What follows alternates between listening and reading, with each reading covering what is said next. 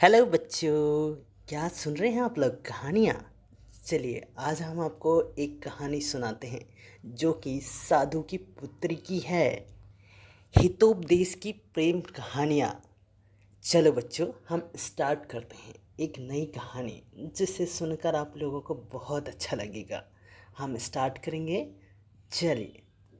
गंगा नदी के किनारे एक साधु रहते थे। वे ना केवल विद्वान थे बल्कि उनके पास जादुई शक्ति भी थी। एक दिन वे ध्यान में मग्न थे। तभी तभी बाज की चोंच से एक चूहिया छूटकर उनके हाथों पर आ गिरी। उसकी छोटी सी पूंछ, ना काली चमकीली आंखें थीं। उन्होंने एक बहुत अच्छी लगी, पर घर ले जाने से पहले उन्होंने जादुई मंत्र के प्रयोग से उसे एक लड़की में बदल दिया। वे उस लड़की को घर ले जाकर पत्नी से बोले, तुम हमेशा से संतान चाहती थी ना, तो लो आज से यह तुम्हारी पुत्री है। इसे पूरी देखभाल और स्नेह से पालो। साधु की पत्नी भी अपनी पुत्री को देख प्रसन्न हो उठी। वह उसे राजकुमारी की तरह पालने लगी। साल बीतते गए। नन्ही लड़की एक सुंदर युवती बन गई। जब वह 18 वर्ष की हुई तो साधु व उसकी पत्नी उसके लिए वर तलाशने लगे।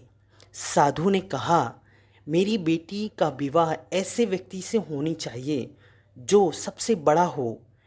मेरे हिसाब से सूर्य ठीक रहेंगे। पत्नी ने भी हामी भरी। उन्होंने जादुई मंत्र के प्रयोग से सूर्य को नीचे बुला लिया।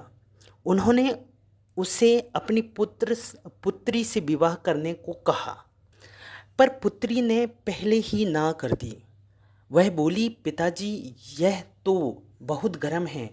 मैं उससे विवाह करूंगी जो इससे भी बेहतर हो। साधु निराश हो गए। उन्होंने सूर्य से कहा कि वे ही कोई वर सुझाएं, यानी बताएं। सूर्य ने कहा, बादलों के देवता से बढ़ा कौन होगा।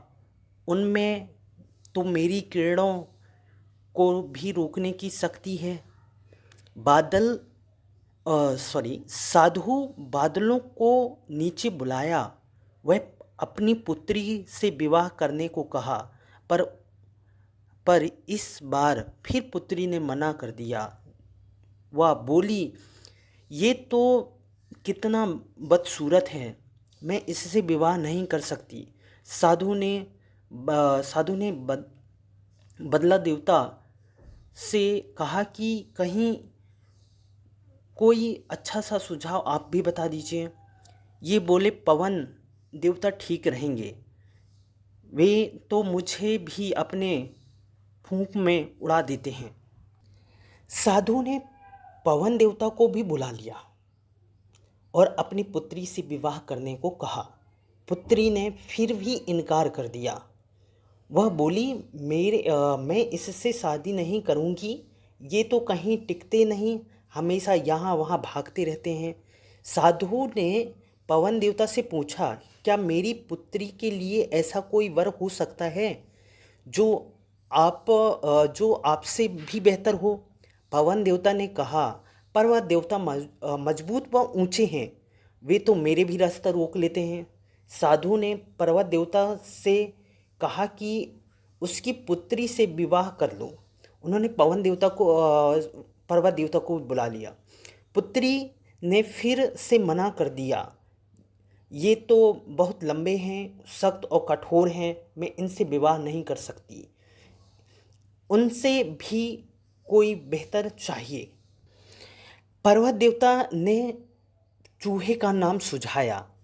वे बोले, माना कि मैं काफ़ी मजबूत और सख्त और ऊंचा हूँ, पर चूहे मुझ में भी आसानी से बिल बना सकते हैं।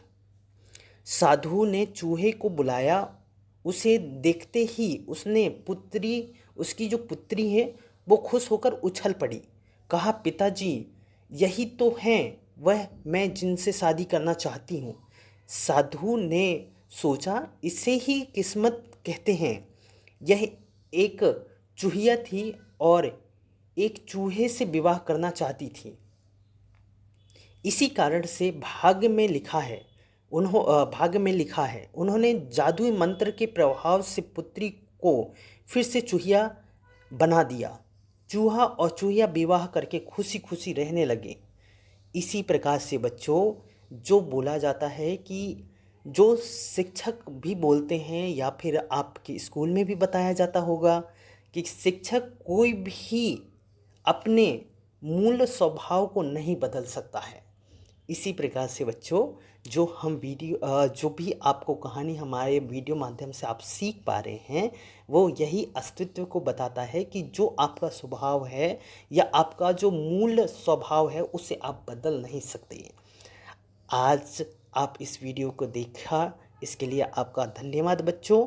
अगर आपको वीडियो अच्छा लगा हो तो लाइक का बटन दबा दीजिए और चैनल को सब्सक्राइब कर लीजिए। धन्यवाद बच्चों।